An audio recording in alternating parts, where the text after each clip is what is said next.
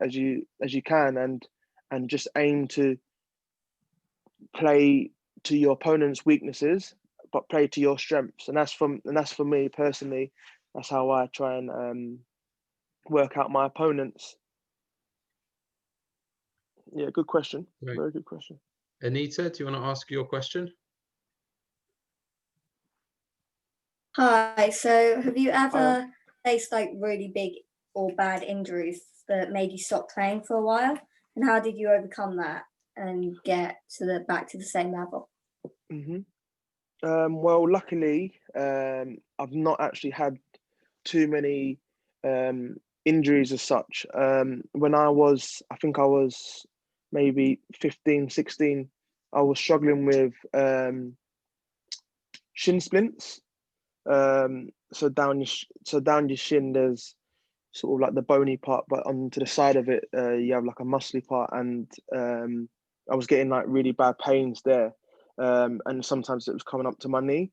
So then I had to see a physio, and the physios basically were just saying that I was growing quite quick, and my body is just trying to catch up.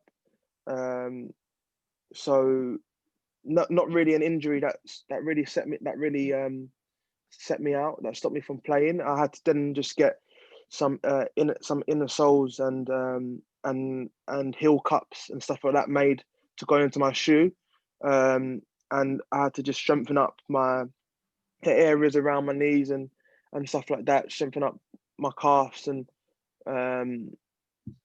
that kind of stopped it in the long run. But luckily, yeah, I've never had, touch wood, and yeah, it'd be amazing to go through a career without having an injury, which is quite rare. But yeah, at the minute, not been too bad. Great. I suspect this isn't Claire, but would Claire's iPhone like to ask? Regan. I thought it was Regan, yeah. How do you like compose yourself before every game? Like stay calm and decide what you're gonna do? Yeah, no, I think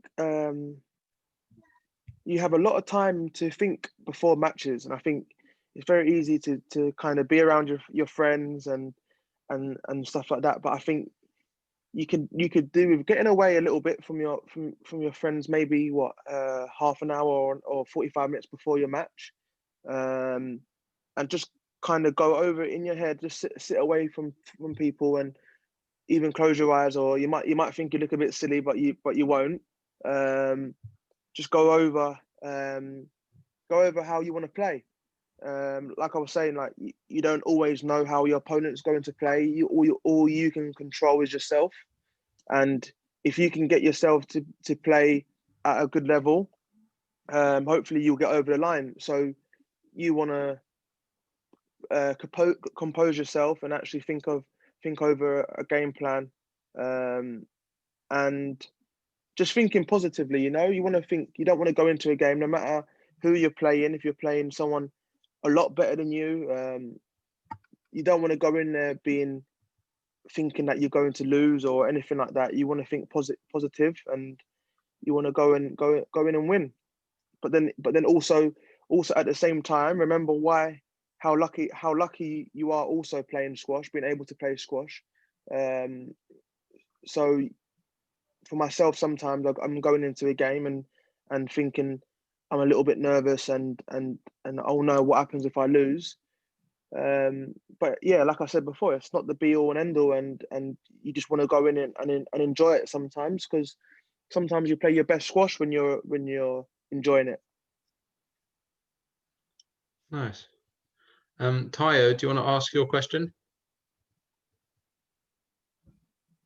Have you ever played Ali Farag? And yes.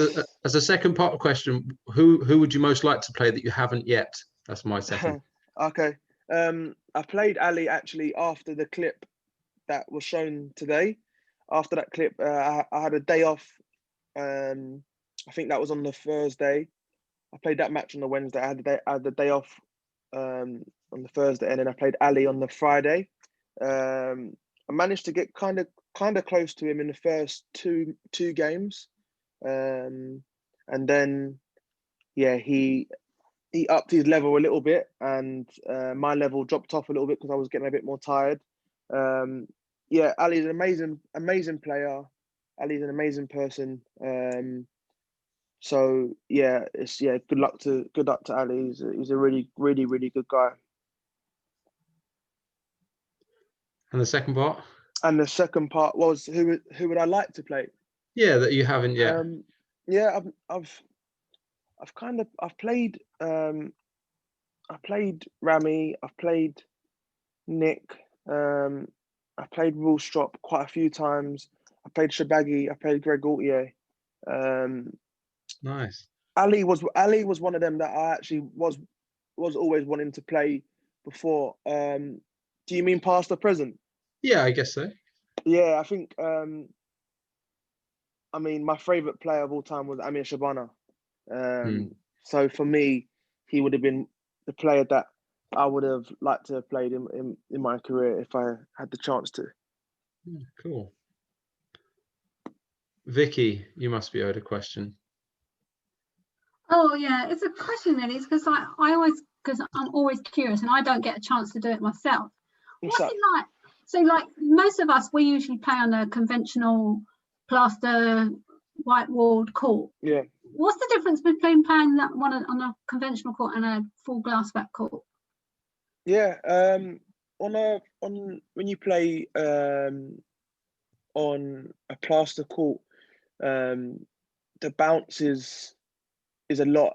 It's a lot. So actually, on the glass court, because of the material of the front and side wall, it's a little bit sort of more dead. So when it hits the front wall, it doesn't necessarily ping off. It doesn't like come off as fast as it would on a plaster court. Kind of a bit slower playing on a glass. One of the things that I always struggled with when I first started playing on glass courts was how bright they are. Like because they're very lit. They're very there's loads of lights all around because the glass can be quite dark. So there's quite a lot of lights coming down. I always struggled with the ball going high up and losing the ball. But then over time your eyes sort of get a bit more used to it. You can obviously at the back of the court it's clear glass so you can see out. But sometimes you play at an event where the front wall, there's people sitting on the front wall as well, like sitting behind the front wall. So that can be a little bit distracting if people were there or on the side. It can be a little bit distracting. But as you get into a match, you're concentrating on playing the game, and you sort of forget them people being there. But yeah, generally, I don't think there's not that much difference. It's you could kind of lose the ball sometimes on the front of the wall, but it doesn't. It plays really true, like really how you think the ball's going to land and come off kind of thing. Like it doesn't come off and just fly away from you and stuff like that. But yeah, I've always enjoyed playing on the glass courts.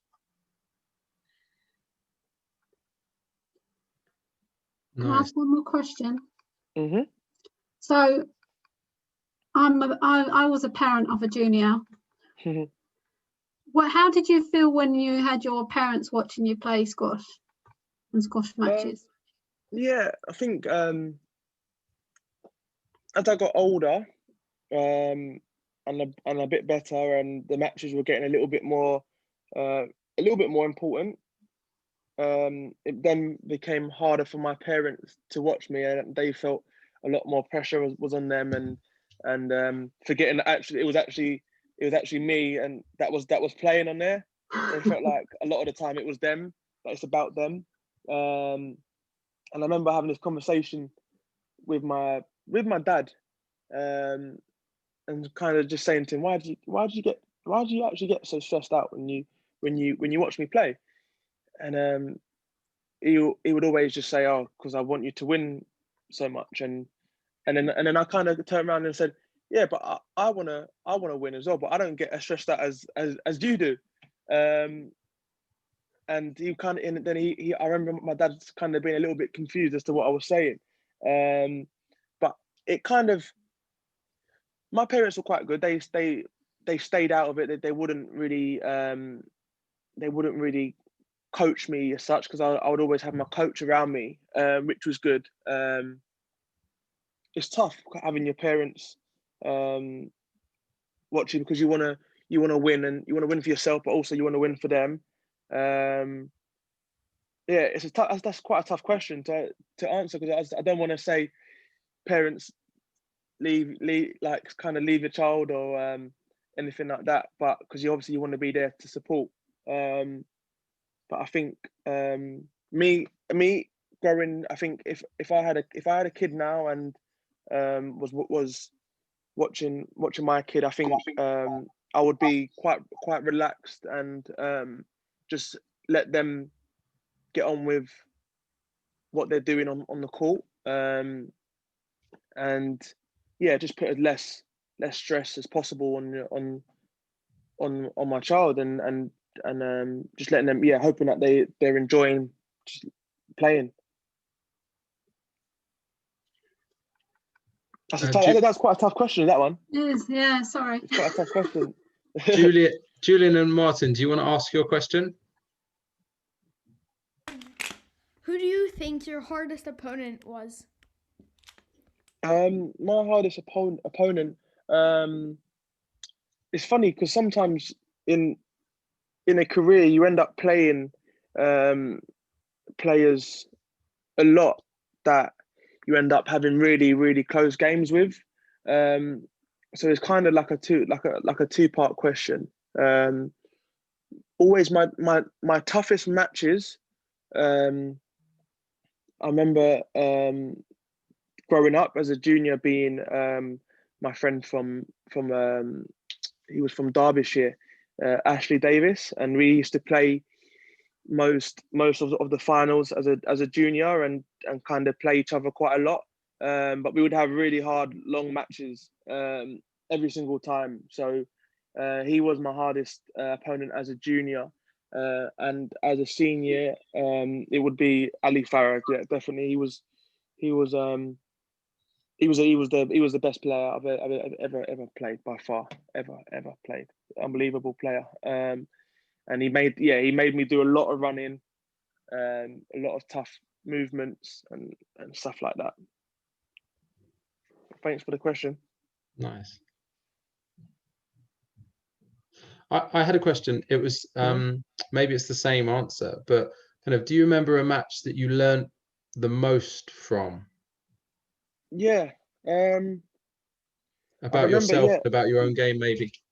Yeah. I do actually. I was playing in the Nationals in Manchester, and I was actually playing on the glass court, and I was number 1 seed, and I remember getting to the quarterfinals, and I played a guy who was, I think he was the 5th seed or something like that, and I was 2-love up, I was 2 games up, and then he started clawing his way back into the game, and I got a little bit complacent. I thought that I was going to win 3-love and be comfortable. And I remember staying on court after being 2-love up, and just carried on hitting to myself. I didn't come off. I didn't have a drink. I didn't sort of get the last game out of my head and work on the next game. I was very complacent and ended up losing the match 3-2. And I was seeded to win the whole competition. And that for me was a big learning experience, and I took that really hard. For me, that was, as a junior, that was one of my worst losses, but it was one that I learned the most from. Because like I said, you do learn more from losing than you do from winning. And that was one of them games that made me learn to go out and making sure I stay focused for the whole match and getting over the line before it's too early, Nice, thank you. Vicky, should we? I haven't got any more questions. Unless anyone there? else has got any more questions, I think we Anyone else? we might be there. Okay. Okay, cool. Well, thank you so much, Richie, from everyone here for joining us today. That was so good. I'm glad you enjoyed it, guys. So yeah, I mean, we're really lucky that we've got Richie local, and we've got, you know, our players are really, you know, a lot of our professional players are really accessible. So, you know, make sure you're watching. When's the next tournament, Richie? So we're still waiting to hear from the PSA to hear when the next bunch of events will be going on. But we're hearing that it could be. So actually, England Squash are putting on an event for the English players. So it's like an English closed, and that is the February the 12th to the 10th to the 13th of February.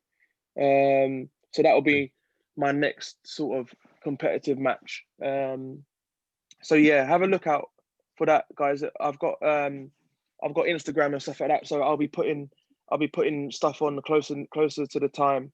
So yeah, if you guys have got Instagram, then add me on Instagram, and then you can stay up to date with the upcoming events. And England Squash also have them live on Facebook and various different channels. So you know, you should try and watch as much squash as you can, guys. Learn a lot. Yeah, definitely. I think that's where you learn most. That's where I've improved, even over the lockdown. Almost that I've improved my understanding of the game and understanding certain situations, certain things that maybe I'm not so good at. I was looking at other top players and looking at kind of at things at how they do it, and for me, yeah, that was quite a big way of learning for me by watching plenty of squash. Great. Brilliant. Cool. Well, thank you very much. And thank you guys for jumping on. We'll see you at all of the next kind of online sessions, and hope to get you back on court soon. Yep. Okay. Have a great weekend, guys. Thanks again. Well done, everyone. Thank you. Oh, you're welcome. Thank you. Cheers.